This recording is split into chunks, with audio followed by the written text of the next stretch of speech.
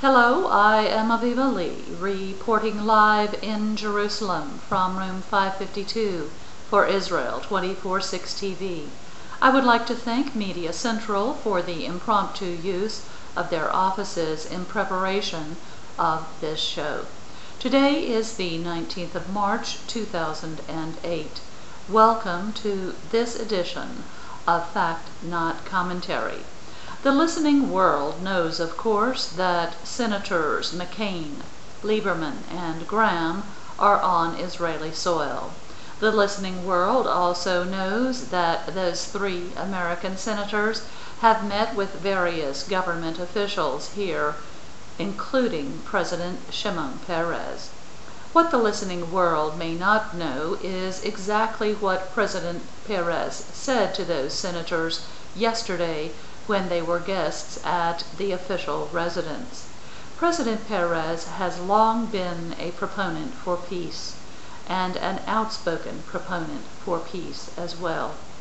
By some Israelis who gave up on dialogue with the governing Arab factions long ago, the President of Israel is even considered a dangerous man as concerns the security of the sovereign state of Israel.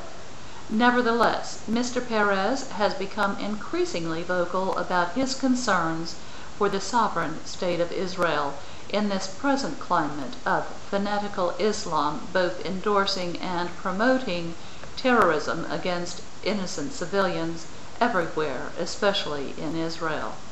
So it was of particular note yesterday when President Peres, considered to be holding an apolitical office, as a politically powerless figurehead only, made very political statements publicly and emphatically.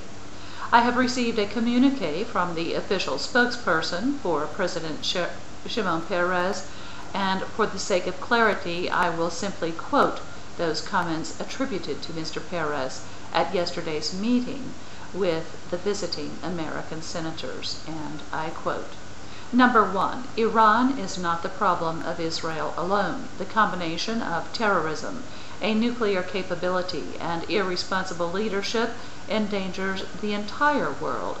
Arab states in the region also fear Iran and must clearly say so. Number 2, Iran's arming itself with long-range missiles capable of carrying nuclear warheads must be taken seriously.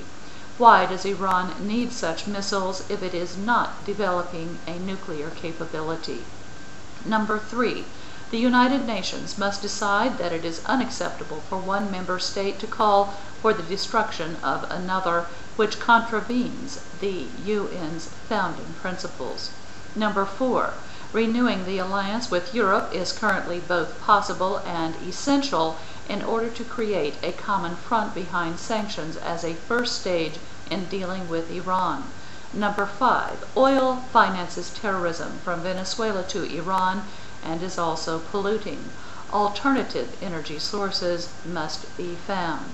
Number 6, Israel has always been prepared to be a soldier in the U.S.-led camp of freedom, democracy, and peace.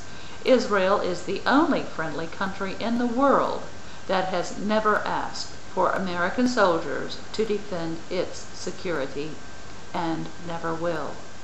End quote.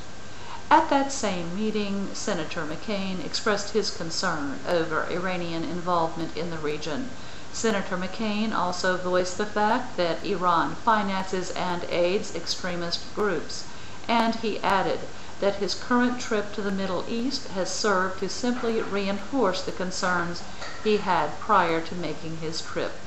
And in reciprocal remarks, the three visiting senators expressed their friendship for the sovereign state of Israel and for President Shimon Peres. And that concludes this edition of Fact Not Commentary. I am Aviva reporting live in Jerusalem from room 552 for Israel 24/6 TV. Thank you and Shalom.